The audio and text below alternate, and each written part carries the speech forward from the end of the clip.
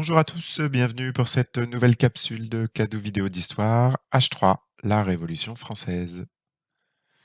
À la fin de la leçon, je dois être capable d'expliquer la caricature des trois ordres, de raconter ce qui s'est passé lors des États généraux et lors du serment du jeu de paume, de donner les dates de la prise de la Bastille, du vote de l'abolition des privilèges, de la déclaration des droits de l'homme et du citoyen, ainsi que celle de la mort de Louis XVI. Ça fait 4 dates à mémoriser.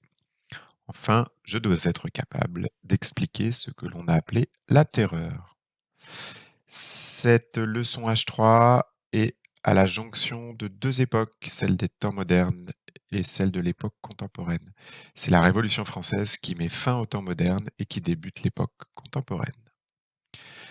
L'organisation à la veille de la Révolution. La société à la veille de la Révolution est divisée en 3 ordres. Voici une caricature qui est un dessin qui est là pour se moquer, mais aussi pour expliquer. Sur cette caricature, nous voyons un représentant de la noblesse, un représentant du clergé, et ainsi qu'un représentant du tiers-état. La noblesse, nous en avons déjà parlé avec Louis XIV, c'est ceux qui étaient à la cour du roi, le clergé, ce sont tous les gens d'église, le tiers-état, ce sont tous les autres. Ce dessin nous montre que la noblesse et le clergé profitent du tiers-état, tout simplement parce que ces deux ordres ne payent pas d'impôts, alors que le tiers-état est le seul à en payer. Regardons maintenant comment se répartissent les différentes personnes dans la population. Eh bien, voici 98% des Français à l'époque appartiennent au tiers-état, comme le monsieur d'ici, que l'on voit avec son outil, 1,5% seulement à la noblesse et 0,5% au clergé. La situation, à la veille de la Révolution, est donc marquée par l'injustice. Et comme c'est injuste, les gens se plaignent, les représentants du tiers-état écrivent dans des grands cahiers leurs doléances. Doléances, c'est marqué ici sur le document. Un cahier de doléances, c'est un cahier dans lequel on écrit tout ce qui ne va pas pour le faire remonter au roi. Et le roi, Louis XVI, organise donc une grande réunion qu'il a nommée les États généraux pour que tout le monde puisse donner son avis et ses doléances. Voici le roi.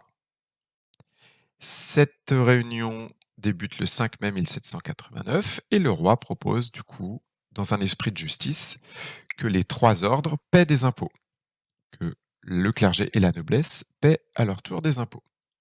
Normalement, pas de souci si tout le monde vote. Les représentants du tiers-état sont 661. Ils sont plus nombreux que ceux du clergé et de la noblesse réunis. Donc, le vote oui, tout le monde va payer d'impôts devrait l'emporter. Mais ce n'est pas comme ça que le vote est organisé. Il est organisé par ordre. Le clergé dit non, la noblesse dit non, 1 plus 1 ça fait 2. Il n'y a que le tiers-état pour dire oui, et du coup, le clergé et la noblesse ne paieront toujours pas d'impôts.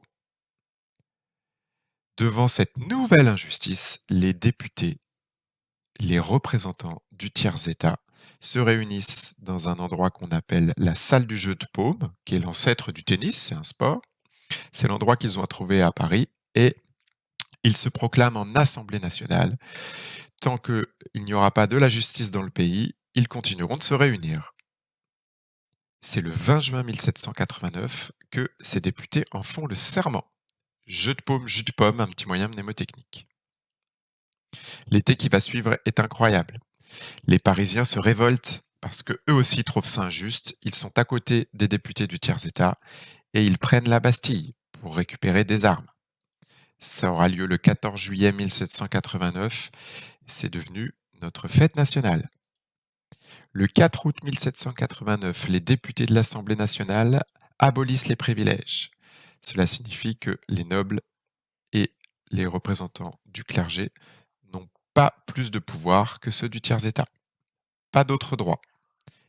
Enfin, le 26 août 1789, la Déclaration des droits de l'homme et du citoyen, proclame que tout le monde est égaux en droit. L'année 1791 est marquée par la guerre. Le roi, évidemment, ne va pas vouloir de tous ces changements. Et il va s'enfuir parce qu'il prend peur, il a peur que la révolution et que les révolutionnaires l'emprisonnent.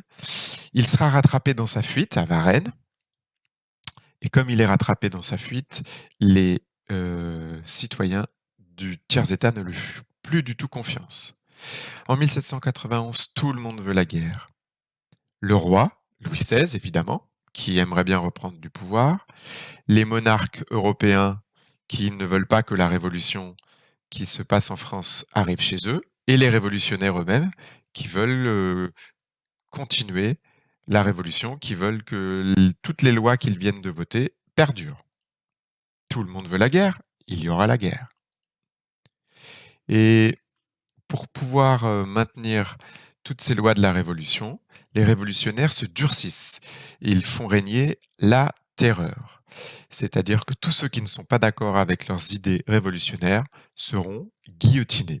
C'est le cas de Louis XVI, qui sera guillotiné le 21 janvier 1793. La guillotine, c'est cet instrument mis au point par un certain Guillotin qui permettra de couper les têtes. Robespierre, que nous voyons ici, est un artisan de la terreur. C'est un des députés qui va être un des plus virulents et qui va proclamer beaucoup d'arrestations et faire guillotiner beaucoup de gens. Pour la petite histoire, lui aussi sera guillotiné. La révolution n'est pas terminée. Un nouveau personnage très important révolutionnaire viendra à son tour prendre le pouvoir. Il s'agit de Napoléon et nous en parlerons dans la leçon H4.